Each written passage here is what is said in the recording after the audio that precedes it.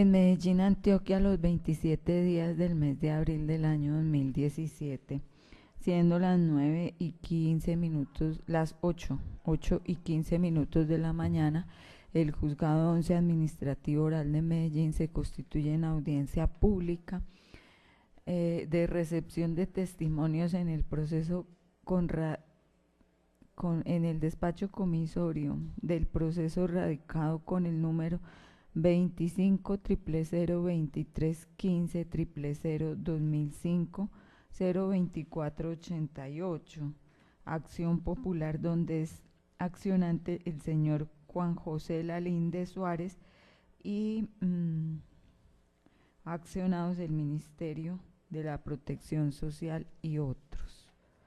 Preside esta audiencia la juez Eugenia Ramos Mayorga, y para que quede constancia en el registro, se va a proceder a verificar la presencia de las partes que van a intervenir en la audiencia. Entonces le voy a dar Top Tech por Top Tech. Gracias, señora juez. Stephanie Pardo Gutiérrez, identificada con cédula 1-121-841-998, tarjeta profesional 198015, dirección de notificaciones, carrera séptima 7121 Torre A, piso 8 de Bogotá, apoderada de Top Tech. Corantioquia. Buenos días, señora juez y todos los asistentes. Mi nombre es Wilson Guillermo Aguilar Román, identificado con cédula de ciudadanía 71660-756, tarjeta profesional 62967. Actúo como apoderado sustituto en representación de la Corporación Corantioquia y solicito tan amable que me reconozca la personería, por favor, muchas gracias. Doctor, ¿usted a quién representa? Doctora Incolbest. ¿Incolbest? Sí, mi nombre es Julián Solorza, identificado con la cédula de ciudadanía 80844-908 de Bogotá y la tarjeta profesional 185959. Golpea. Julián Solorza. Y el señor es el testigo, ¿cierto? ¿Cómo es su nombre, por favor?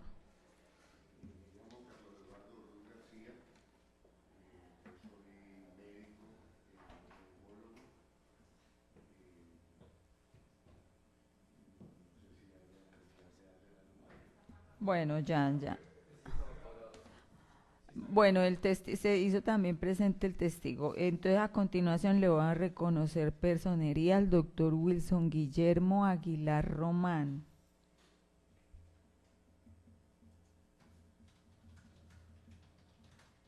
Para actuar como apoderado de Corantioquia en los términos del poder de la sustitución de poder que ha presentado el día de hoy.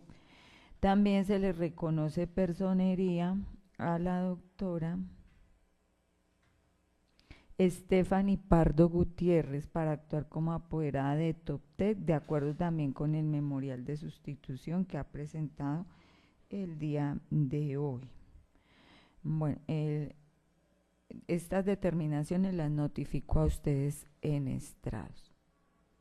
A continuación vamos a recibir los testimonios y voy a dejar en el uso de la palabra al testigo para que por favor haga su presentación, donde va a decir nombre, número de cédula, estado civil, profesión. Queda en el uso de la palabra. El micrófono debe estar en rojo, es que está mal, es que fue que los dejaron como mal instalados. Exactamente. Muy bien, yo me llamo Carlos Eduardo Orduz García, la cédula mía es 13.808.530, el registro médico mío es 1795, yo soy doctor en medicina y cirugía de la Universidad Javeriana de Bogotá, soy especialista en medicina interna de la Universidad de Antioquia. Tengo una especialidad en neumología de la Universidad Militar Nueva Granada de Bogotá, un título de maestría en filosofía de la Universidad de Antioquia, un máster en trastornos del sueño de la Universidad Pablo de Olavide en España. Yo soy el coordinador nacional del Comité de Enfermedad Ocupacional y Ambiental de la Sociedad Colombiana de Neumología, desde hace más o menos unos 14 años. Formo parte del Comité de Enfermedad Ocupacional y Ambiental de la Sociedad Colombiana de Medicina del Trabajo, de la Asociación Colombiana de Alergia e Inmunología, de la Asociación Americana de Tórax y de la Sociedad Europea de Enfermedades Respiratorias. He escrito varios libros sobre enfermedades pulmonares de origen ocupacional, entre ellos 2 de neumoconiosis, que es como un tema que tiene que ver con el tema del asbesto. Actualmente la Sociedad Colombiana de Neumología está editando un nuevo texto que va a salir el mes entrante. El capítulo de enfermedad ocupacional y ambiental también lo realicé yo. Con respecto al tema de asbesto… No, ¿no? número de cédula, ya me lo dijo. Sí, Edad, 67 años tengo, estado civil, casado, dónde vive. vivo aquí en Suramericana, en la Torre 8 de Suramericana. Ujú. Doctor, ¿usted tiene algún parentesco con las partes demandadas o demandantes en este proceso? Es decir, con el Ministerio de Trabajo, Corantioquia, EPM, Cristalería Peldar, Eternit Pacífico, Eternit Colombia, Eternit Atlántico, Toptec, Incolvets, Compañía Minera de Las Brisas? ¿Tiene alguna No. relación con esas entidades o algún parentesco con el demandante Juan José Lalinde Suárez? No, no tengo ninguna relación de Ni parentesco. con las entidades ni con el señor. Bueno, entonces es tan amable y se pone de pie que le va a tomar el juramento. Ujú. Bueno. Doctor, la declaración que usted va a rendir en este juzgado es bajo la grada del juramento. El artículo 442 del Código Penal tiene previsto como delito el falso testimonio y ese delito se halla castigado con pena de prisión de 6 a 12 años. Lo comete quien en una declaración como la que usted se dispone a rendir falte a la verdad o la calle total o parcialmente. Entonces, enterado usted de la importancia moral y legal del acto del juramento, así como de las consecuencias penales en las que incurriría en el evento de cometer ese delito, dígale al juzgado si jura o promete decir la verdad en la declaración que va a rendir, por favor, fuerte y claro, al micrófono. Al micrófono, Sí lo por juro. favor. Sí lo juro. Se puede sentar, doctor. La declaración suya fue pedida para que obre como prueba dentro de una acción popular que ha iniciado el señor Juan José Lalinde Suárez en contra de las entidades que yo ya le he mencionado por hechos relativos a que él alega que se están vulnerando y afectando derechos colectivos con las explotaciones de asbesto. Dígale al juzgado todo lo que a usted le conste y sepa en relación con esos hechos. Bueno, yo durante muchos años fui el neumólogo de la administradora de riesgos profesionales del Seguro Social y como tal pues tuve que ver con los programas de vigilancia epidemiológica de neumoconiosis y de todo lo que tuviera que ver con la explotación y trabajo con ambientes pulvígenos y el impacto sobre la salud respiratoria que pudieran tener los trabajadores. En esa perspectiva, entre el año 1989 y el año 2004, llevamos adelante un programa de vigilancia epidemiológica en 44 empresas, con riesgo de sílice, con riesgo de carbón y con riesgo de asbesto en el departamento de Antioquia. Todo este programa de vigilancia fue liderado y pagado por el Instituto Colombiano de Seguros Sociales en la División de Salud Ocupacional.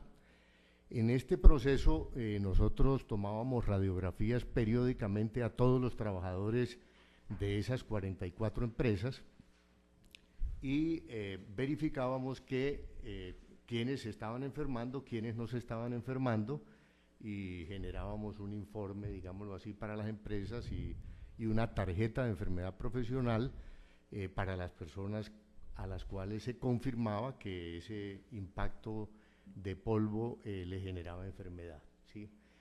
Ese programa de vigilancia con el proceso de la Ley 100 y con la desaparición del Seguro Social como tal, como entidad que tenía el monopolio sobre los riesgos profesionales en todo tipo de empresas, se desintegró, se atomizó, pero a pesar de eso yo continué leyendo las radiografías a través de la IPS de la Universidad de Antioquia y a través de la Clínica Universitaria Bolivariana, en los que quedaron en la ARL del Seguro Social y en los que quedaron en positiva, que era la ARL del Seguro Social, y los que quedaron en la ARL de Sura. Entonces hacíamos la radiografía y yo las leía a través de la Clínica de la Bolivariana y los de positiva a través de la IPS de la Universidad de Antioquia, y eso más o menos lo realicé aproximadamente hasta el año 2009. Es decir, en total, ¿cuántos años? En total más o menos unos 20 años, desde el 89 hasta el 2009 aproximadamente, ¿sí? De ahí en adelante es importante decirles que la única persona que tiene certificación oficial de la OIT y del Instituto Nacional de Enfermedades Ocupacionales de los Estados Unidos, la NIOSH, en Colombia soy yo, ¿cierto? Que es un examen que tenemos que presentar cada 4 años sobre las radiografías, y si logramos pasar el examen nos dan una certificación por otros 4 años para continuar teniendo la licencia para leer las radiografías de estos programas de neumoconiosis en el mundo. O sea que ahí figuramos en eso, y en Colombia soy el único que tiene a la fecha esa certificación.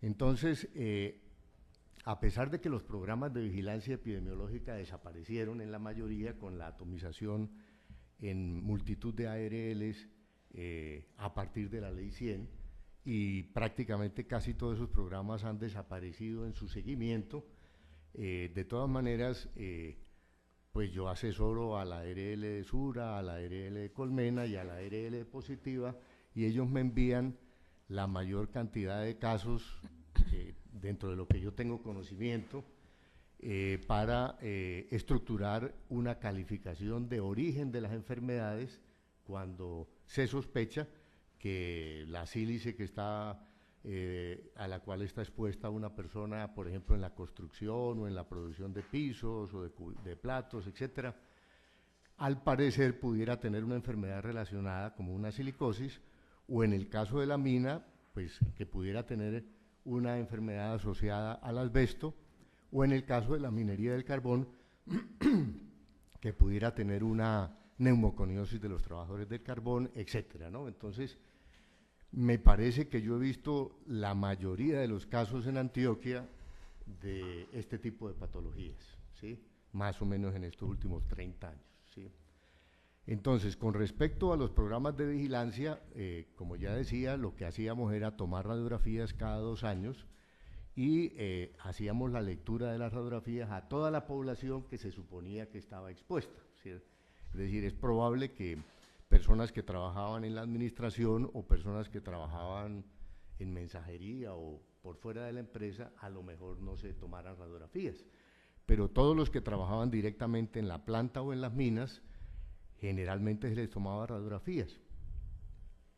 Y pues lo que hemos visto, yo he publicado un par de artículos, uno en el año 2001 y el otro en el año 2014, sobre neumoconiosis en Antioquia, y entonces lo que hemos visto es que la mayor parte de las neumoconiosis son silicosis, en segundo lugar neumoconiosis de los trabajadores del carbón, y en tercer lugar asbestosis, o sea que también puede tener que ver con la magnitud de la población expuesta, ¿cierto? Porque el problema principal en Colombia no es la exposición a asbesto, sino que es la exposición a sílice, y la mayor cantidad de enfermedades pulmonares de tipo neumoconiosis que aparecen en Colombia son silicosis, ¿sí? Igual que el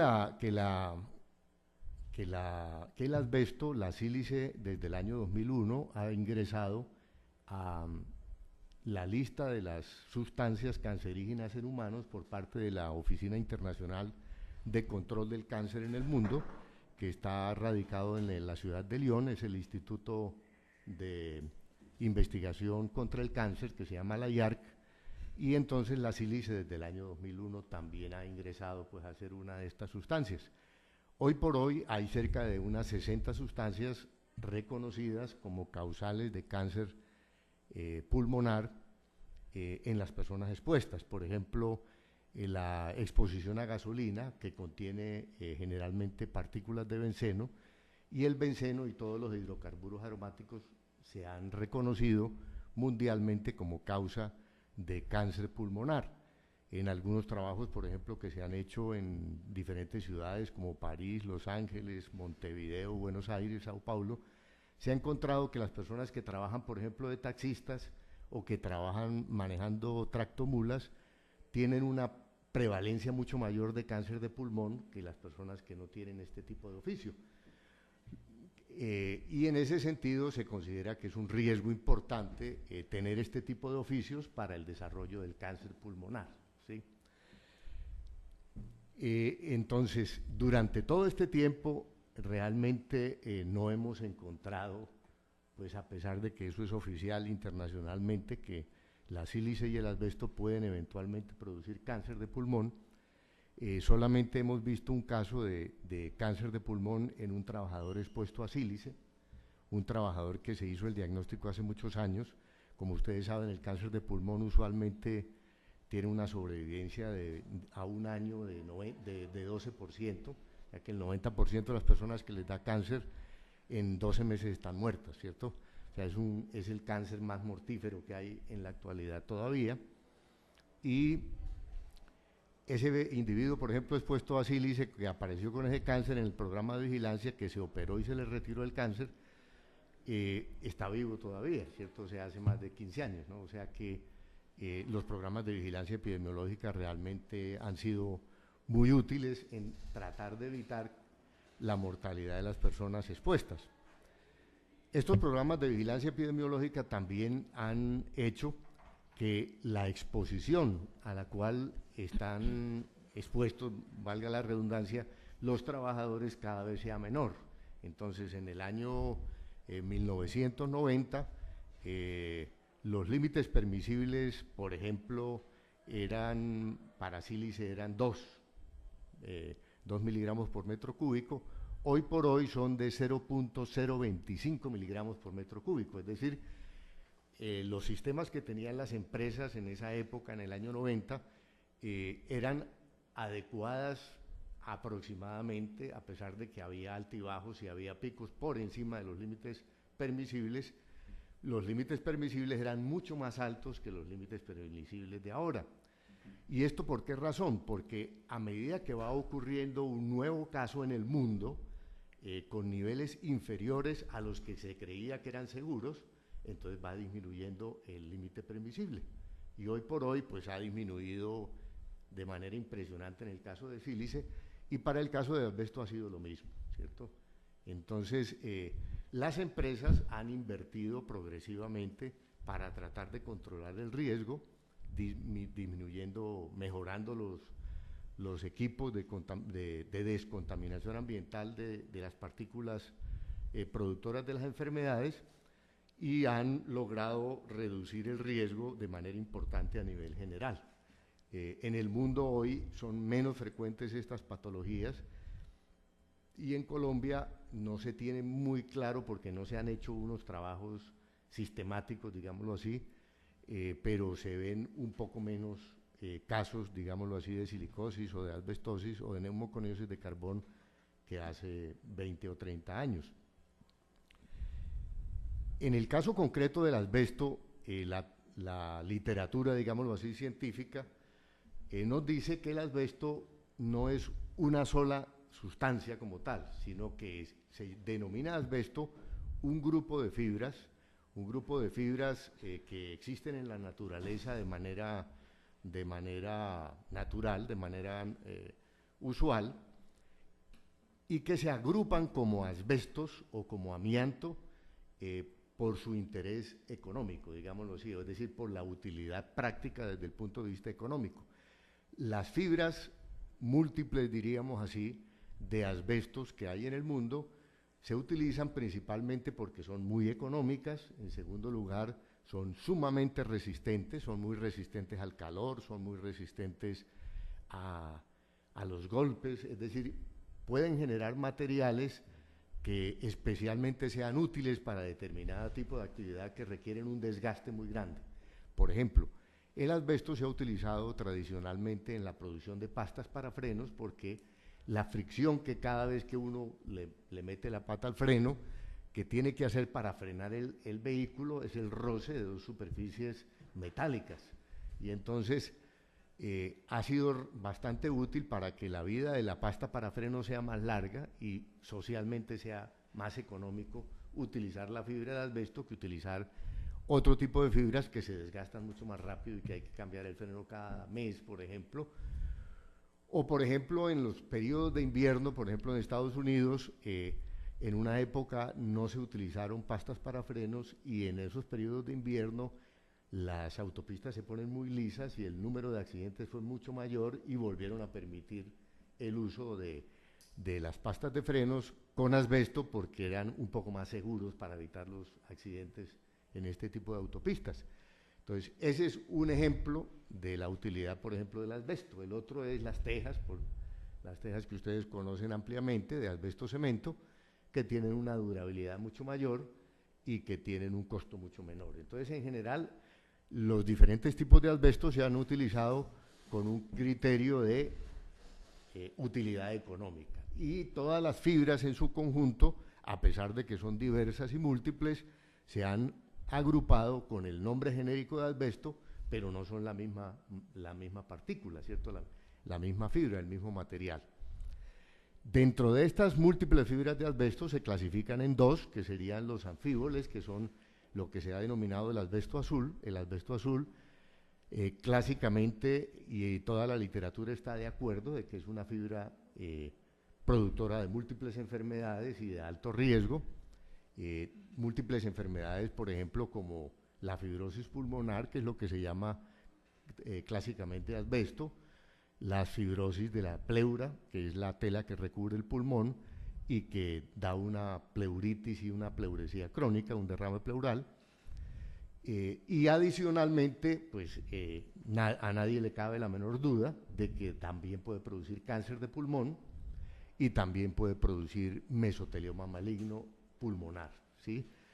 Pero adicionalmente, con estas fibras, la literatura nos dice que se ha logrado estructurar una asociación clara en el caso del cáncer de estómago, en el cáncer de colon y recto y en el caso de algún tipo de leucemias, ¿sí? O sea que es una sustancia demostrada y reconocida y creo que nadie podría desconocer el peligro que conlleva el uso de esta fibra para el desarrollo de este tipo de patologías. El otro grupo es el grupo del asbesto blanco, que se llama el crisotilo, clásicamente es el crisotilo, que es el que más ampliamente se utiliza en Colombia y que es el que al parecer, según una certificación de Ingeominas, es el que se produce en la mina, ¿cierto? O sea, específicamente, que yo sepa, digámoslo así, es exclusivamente crisotilo, o sea, es exclusivamente asbesto blanco.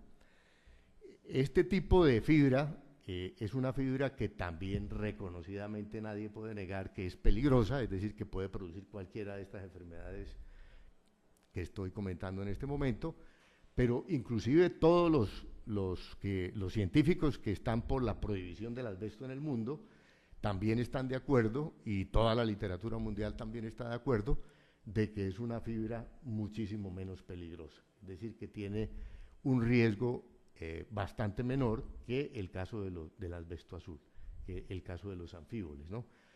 La mayor parte de la literatura mundial que hay se ha hecho con anfíboles. Con crisotilo la literatura mundial es relativamente poca, pero también la existe, ¿cierto? También la existe y hay artículos relativamente recientes de asociación de enfermedades con el crisotilo en publicaciones de China, ¿sí?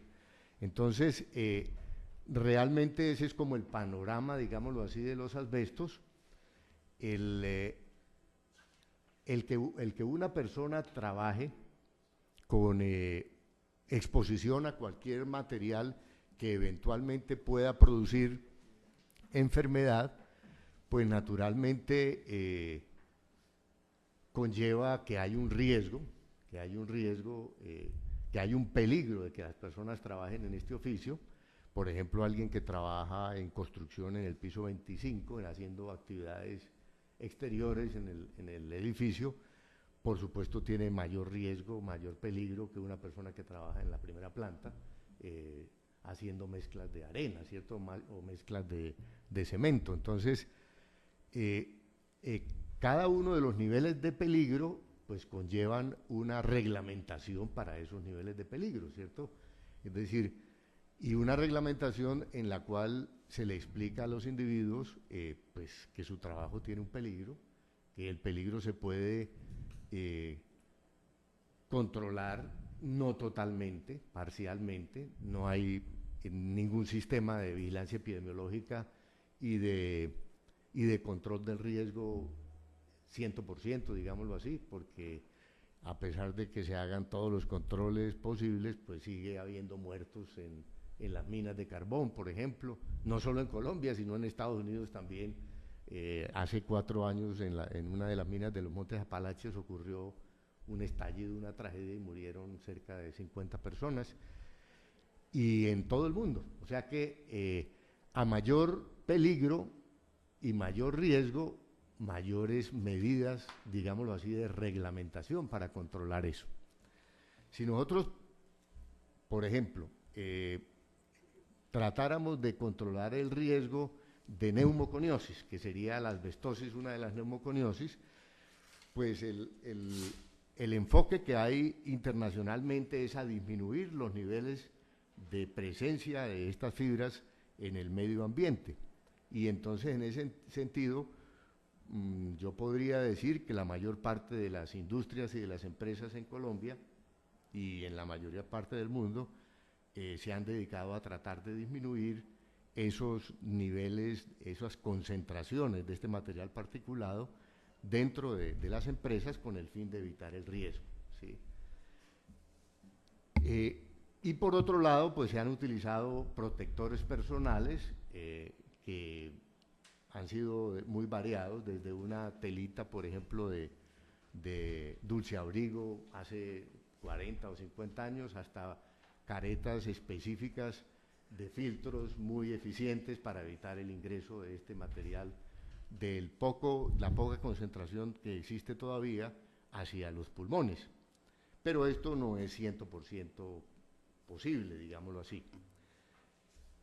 En la literatura se dice que clásicamente existen 2 factores, un factor principal para el desarrollo de las enfermedades, y es las concentraciones del material particulado, y unas características individuales que serían, por ejemplo, el que la persona usara o no, que estuviera suficientemente capacitada para entender el peligro al que está sometido y utilizara la mascarilla o no, o que hubiera algunos factores genéticos, algunos factores de predisposición especial, que tenemos todos sobre todas las enfermedades, ¿cierto? Hoy se está desarrollando lo que se llama el genoma humano, y el genoma humano pudiera en un futuro probablemente predecir que alguien está marcado para ser hipertenso, para ser diabético, para tener EPOC, para tener asma, para tener artritis reumatoide, etc. Es decir, hay una predisposición genética. Y en segundo lugar, hay el impacto del medio ambiente, que una persona que tenga una predisposición genética a la diabetes y coma dulce todo el día en proporciones muy altas, pues lo más seguro es que va a ser diabético en un tiempo corto, ¿cierto? Pero esa misma persona predispuesta, si no come nunca dulce o muy ocasionalmente, el riesgo va a ser un poco menor. No 100% desaparece el riesgo. En el caso del cáncer, que sería como el tema más álgido, digámoslo así, en el caso de la sílice y el asbesto, hoy por hoy, algunos artículos recientes de la revista Science, que como ustedes saben es la revista top 1 del mundo en ciencia e investigación, y la revista Nature, que es la número 2 del mundo en investigación, la revista Science ha publicado en los últimos 2 años 2 artículos donde pretende demostrar, y en cierta medida lo logra, que el factor genético y el factor ambiental, que creíamos que eran únicos como causa del cáncer de la mayor parte de los cánceres en el mundo, solamente tienen la responsabilidad de un 30%. El 70% de los cánceres, según la revista Science, está ocurriendo debido a que ocurre una equivocación en la fotocopia, una equivocación en la réplica de una célula para convertirse en 2, esas 2 en 4, esas 4 en 8, etcétera, ¿no? Entonces, un 70% del riesgo de cáncer no está manejado por el medio ambiente ni por la genética, sino por un error en esta transcripción. Entonces, toda esta información nos llevaría a pensar que todos los peligros pudieran tener una disminución, pero hasta un límite. O sea, no podemos evitar 100% la posibilidad de que no ocurra una enfermedad. En las revisiones que hemos hecho en Colombia, realmente el número de casos de mesotelioma maligno descritos en la literatura asociados al asbesto son bastante pocos, diríamos así. No existe algo sistematizado y consolidado, digámoslo así, dirigido por el Ministerio de Protección, con unas estadísticas totalmente claras, pero es una evidencia generalizada que el número de casos que han ocurrido en el país de mesotelioma maligno y de cáncer pulmonar asociados al asbesto son muy pocos. En lo que a mí me corresponde, lo que yo he podido ver durante esos 20 años que llevé el seguimiento del programa de vigilancia epidemiológica de la mina, no tuvimos ningún cáncer de pulmón, ni ningún mesotelioma maligno. En Colombia se han hecho más o menos unas 4 investigaciones sobre el impacto del asbesto y la salud. De esas 4 investigaciones, yo he participado en 2.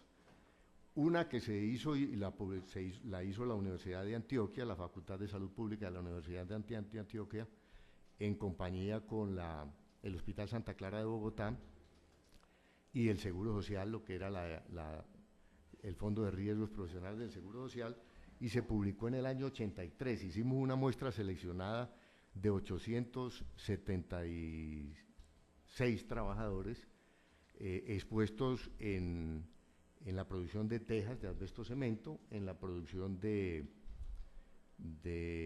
pastas para frenos y en la producción de textiles de recubrimiento de techos.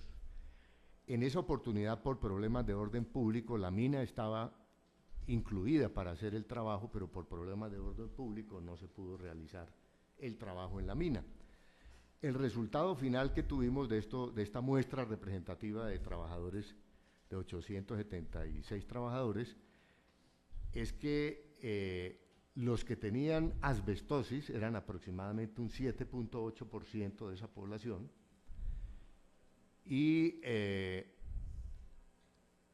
en los casos de las tejas, ¿cierto? Era de 3.6 en los casos de pastas para frenos y de 2.1 en el caso de los textiles de recubrimiento. O sea que globalmente era aproximadamente de un 4.5% el riesgo de neumoconiosis, de asbestosis, ¿sí? Y en esa muestra que tomamos no había ningún cáncer de pulmón ni tampoco había ningún mesotelioma maligno. Ese artículo es un documento pues público que publicó Salud Pública de la Universidad de Antioquia y reposa casi en todas las bibliotecas pues del país. El segundo es un artículo que hicimos en el año 2000 en la mina. Hicimos nuevamente radiografías a todos, espirometrías a todos y cuestionario de síntomas a todos, que es lo que normalmente se hace en estos trabajos, y encontramos una prevalencia en la mina de asbestosis de 3.2%. Tampoco encontramos cáncer y tampoco encontramos mesotelioma en ese estudio. Se hizo con toda la población, no una muestra estadística, sino con toda la población. El otro trabajo que se ha publicado es uno que realizó la Universidad del Bosque en Bogotá, en la fábrica de Eternit en Bogotá, comparando cuál era la prevalencia de asbestosis cuando se utilizaban todo tipo de fibras, o sea, incluso los anfíboles, los más riesgosos, y a partir de cuando se utilizaron solamente el crisotilo. y entonces encontraron una prevalencia muy significativamente distinta, que a ellos los llevó a concluir que el crisotilo, como es la opinión mundial, es menos riesgoso y menos peligroso que los anfíboles. El otro artículo que se publicó es un artículo de un corte, digámoslo así, de un programa de vigilancia que lo publicó la Fundación Santa Fe de Bogotá, realizado por unos radiólogos. Entonces ellos tomaron cerca de 400 radiografías y mostraron las fotos de las radiografías que encontraron patológicas, y ellos encontraron más o menos un 3.5% de prevalencia de alteraciones radiológicas eventualmente asociadas al asbesto.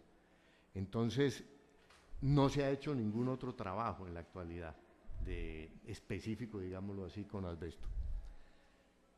Yo podría concluir que por la situación en Colombia y en el mundo, pues de todas las fibras de asbesto, pues naturalmente los anfíboles clásicamente son más peligrosos, más riesgosos, y son los responsables de la mayor cantidad de patologías que se han descrito en el mundo, y que el crisotilo es menos riesgoso, menos peligroso, y que se ha publicado muy poca cantidad de casuística en asocio con el crisotilo, y que eso es lo mismo que ha ocurrido en Colombia. Ese es como el panorama que yo podría hacer como de esta situación. Bueno, no sé si haya que hablar algo de la parte pública, o sea, no a los trabajadores, que son los que estarían altamente expuestos, sino a la población en general, ¿cierto? O sea, por vivir en una casa con techo de asbesto, con techo de teja de asbesto o cemento, o por tomar el agua, digámoslo así, de un tubo que lleva, que conduce el agua, y el tubo es hecho de asbesto cemento, ¿cierto? Entonces, no sé si vale Totalmente pertinente. Ah, Es bueno. más, es que como se trata de derechos colectivos, no solamente es el sector de los trabajadores, sino de la población en general. Ya. Incluso las personas vecinas a donde existen esas fábricas de asbesto, o los que viven cerca a las minas. Cierto, entonces en ese punto, en general, la exposición es menor. O sea, la exposición en el caso, por ejemplo, de alguien que vive por 20 años debajo de una teja, digámoslo así, de asbesto cemento, y que no tiene cielo raso, por ejemplo, sino que está la teja directamente y la persona duerme ahí, pues si vive ahí, se mueve ahí. Entonces, sobre este tipo de exposiciones que se considerarían que no son altas concentraciones, digámoslo así, y que serían concentraciones, por supuesto, que tienen que ver con el deterioro de la teja, y que no se cambie la teja, pues, rápidamente, y que persista muchos años la persona expuesta a esto. A pesar de eso, esos niveles de exposición en la literatura mundial se consideran generalmente por debajo de los límites permisibles, es decir, que no alcanzan a ser en la actualidad 0.1 fibra por metro cúbico, ¿cierto? Entonces, se considera que sería una exposición no muy exhaustiva, y que muy probablemente el riesgo va a ser bastante menor que en el caso de los trabajadores, que sí tienen que tener una exposición mucho más concentrada, mucho mayor. De todas maneras, la literatura mundial que hay al respecto no es concluyente sobre que eso realmente sea responsable, vivir debajo de techos de asbesto cemento, o tomar agua a partir de depósitos de agua limpia en las fincas, o en algunas poblaciones que tienen recipientes de asbesto cemento para recoger el agua, y luego ese es el agua que utiliza la gente para tomar o para cocinar o lo que sea. La literatura no es concluyente sobre que eso pueda producir, por ejemplo, cáncer de estómago o cáncer de colon y recto, ¿cierto? No hay una literatura evidente en ese sentido, ¿no?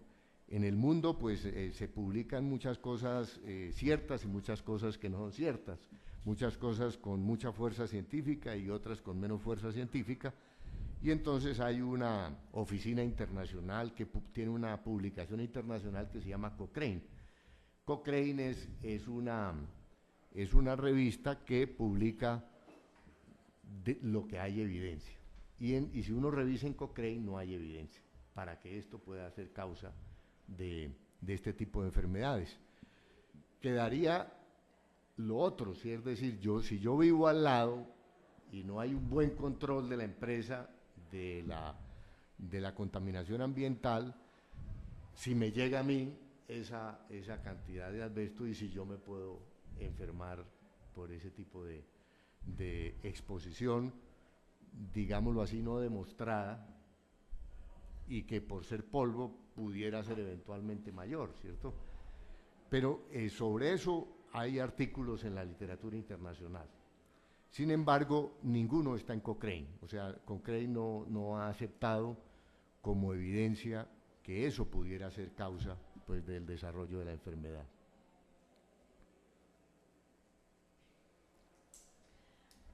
¿Terminó, doctor? Sí. Bueno, en esos 20 años que usted menciona que estuvo, pues, realizando ese tipo de seguimientos, ¿cuántos casos, o si no conoció ninguno, pues ya lo dirá usted, conoció de mesotelioma maligno, cáncer pulmonar de los trabajadores de la mina? No, de lo que a mí me tocó no hubo ningún caso de mesotelioma maligno ni ningún caso de cáncer pulmonar. Ninguno. No, hubo 4 casos de asbestosis en ese tiempo. ¿Y lo de asbestosis en qué se diferencia de esas otras dos patologías? Asbestosis es una fibrosis pulmonar, o sea que el cuerpo, para tratar de controlar el material que le llega al alvéolo pulmonar, lo encierra, digámoslo así, lo encapsula en una magma, que es como echarle concreto, cemento, para que no lo dañe, ¿cierto? Para que no produzca el daño. Entonces, ese fenómeno es lo que se llama fibrosis pulmonar. ¿De esos cuántos casos conoció? 4 casos. 4 casos, en 20 años. En 20 años. ¿En una población de qué? En una población variable, que podría yo decir que fue más o menos de 300, entre 200 y 300 personas, porque eso, a la mina entraba la gente dependiendo de la producción que había, ¿cierto? Si bajaba la venta, entonces salían de una población, subía la venta otra vez y entonces recogían otra vez a esa población o a otra distinta, ¿cierto? Entonces, yo diría que más o menos en promedio hacíamos entre 250 y 300 radiografías cada 2 años. Cada 2 años. ¿Y esa fibrosis o por asbestosis es enfermedad mortal? Las fibrosis pulmonares dependen, digámoslo así, de la gravedad, ¿cierto? Hay fibrosis leves que no conllevan la muerte de la persona. O sea, una persona puede tener una fibrosis pulmonar asociada a asbesto o a sílice y morir de 90 años de cualquier otra cosa, ¿cierto? De hecho, hay una publicación del año 97 de la revista Chest del estado de Michigan en Estados Unidos. Ellos recopilaron una población mayor de 60 años que tenía entre 60 y 100 años para ver si encontraban neumoconiosis, y encontraron cerca de 500 casos de estas fibrosis pulmonares por sílice, y algunos de ellos tenían 100 años, o sea que cuando la exposición no ha sido demasiado grande, el pronóstico, digámoslo así, o sea, la expectativa de vida es entre comillas normal, ¿sí? Y normalmente la gente muere de otras patologías. Pero, por ejemplo, en un caso de una exposición extrema quiere decir que entre 1 y 5 años desarrolla la enfermedad, es muy probable que entre 3 y 5 años esté muerto esa persona, ¿no? Por eso pasa mucho con los perforadores de túneles de las autopistas o perforadores de túneles de centrales hidroeléctricas, porque estas personas están expuestas, como rompen la roca, están expuestas a una altísima concentración de este material, ¿cierto? No de asbesto, sino de sílice, pues en esos casos, ¿no? Esos 4 personas se jubilaron las 4, o sea que cuando terminaron su vida laboral, todavía estaban vivas, ¿cierto? O sea que una supervivencia muy probablemente mayor de 10 años, no se continúa el seguimiento porque a las personas jubiladas no se les continúa haciendo las radiografías periódicas, ¿no? Entonces no, desconozco cuál fue su pronóstico de vida real. Bueno, usted ha mencionado que de los asbestos el azul es el más perjudicial. Sí. En las minas, ¿a qué tipo de asbesto se hallan expuestas las personas? En esta mina de Campamento acá en Colombia, que es la única mina en Colombia. Las brisas, sí, estamos las brisas, hablando de la misma. Las brisas, pues ellos tienen una certificación de Ingeominas que no tiene asbesto azul, que es exclusivamente crisotilo, ¿sí? Ese es lo que yo tengo conocimiento, pues no sé si posterior a eso, o sea, posterior a que ya no estuve llevando ese programa de vigilancia, haya otra certificación nueva que diga otra cosa, ¿cierto? Pero hasta la que yo estuve revisando eso, la certificación era que era exclusivamente de crisotilo, de asbesto blanco, ¿sí? Doctor, estuvo relacionado con esos estudios, fue hasta el año 2009, ¿sí estoy bien? Claro, pues yo de todas maneras, como es el tema mío, digámoslo así, yo soy el coordinador nacional del Comité Científico de la Sociedad Colombiana de Neumología en el tema de enfermedad pulmonar ocupacional, pues de todas maneras, por ejemplo, yo publiqué en el 2014 en la revista de la Sociedad Española de Neumología un artículo sobre todas las neumoconiosis que habíamos tenido en Antioquia hasta la fecha. Y entonces, pues, es decir, he seguido no en el programa de vigilancia epidemiológica estricta de la mina y de toda la población, porque eso se desintegró, ¿cierto? Eso ya no sé cómo se lleve, cada ARL tiene su propia forma de llevar la vigilancia epidemiológica, en algunas se hacen radiografías, en otras no, entonces desconozco eso, pero en general el tema de asbesto pues es un tema, y el tema de neumoconiosis en general es un tema al cual estoy vinculado todavía. Hace 2 años las juntas de calificación regional de enfermedad profesional son las encargadas de dirimir conflictos entre la empresa y los trabajadores sobre si es o no es una enfermedad profesional X o Y, ¿cierto? De huesos, tendones, cánceres o neumoconiosis, ¿sí? Entonces, oficialmente yo le pregunté a la Junta de Calificación de Antioquia hace 2 años si ellos tenían o habían tenido algún caso de mesotelioma maligno en Antioquia, que ellos hubieran calificado como tal. Y me respondieron que no habían tenido ningún caso. Bueno, eso en cuanto a la mina. Ya en lo que se refiere a las empresas como Cristalería, Peldar, Eternit, el mismo Toptec, Incolves, ¿se conocen casos de trabajadores que hayan presentado esas patologías de mesotelioma o cáncer pulmonar relacionada o incluso la misma asbestosis? Yo, la verdad es que, pues recientemente, como la mayoría de esas empresas no están acá, pues en Antioquia, no tengo pues como conocimiento exacto, ¿no? Yo tengo conocimiento de que en Peldar hubo un caso, pero no estoy seguro si fue de asbestosis o de mesotelioma, no estoy seguro, y no estoy seguro de que hubiera sido calificado como maligno, puesto que no pasó por la Junta de Calificación Regional, ¿cierto?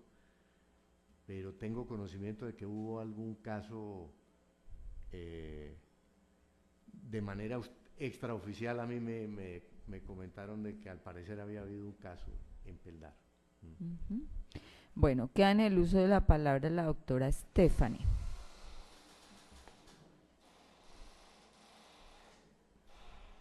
Siga, doctor. Usted es... Ah, listo, siga, doctor. Reco, allá hay una silla, doctor.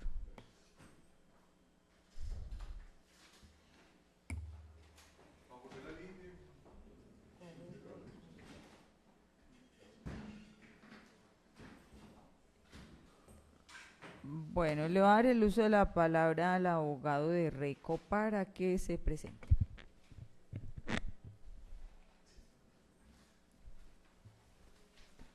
Mi nombre es Camilo Escobar Quijano, abogado titulado inscrito, identificado con la cédula de ciudadanía 71-611-067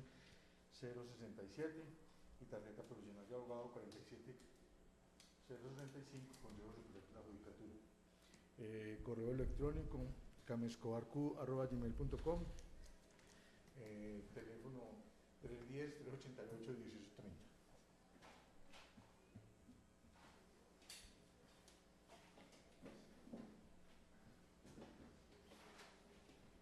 Bueno, doctor, lo pongo en contexto. Estamos escuchando el testimonio del doctor Carlos Eduardo Orduz García, quien ya hizo su exposición inicial, y vamos a iniciar con las preguntas que le van a hacer los apoderados de las entidades que pidieron este testimonio. Entonces queda en el uso de la palabra la doctora Steph.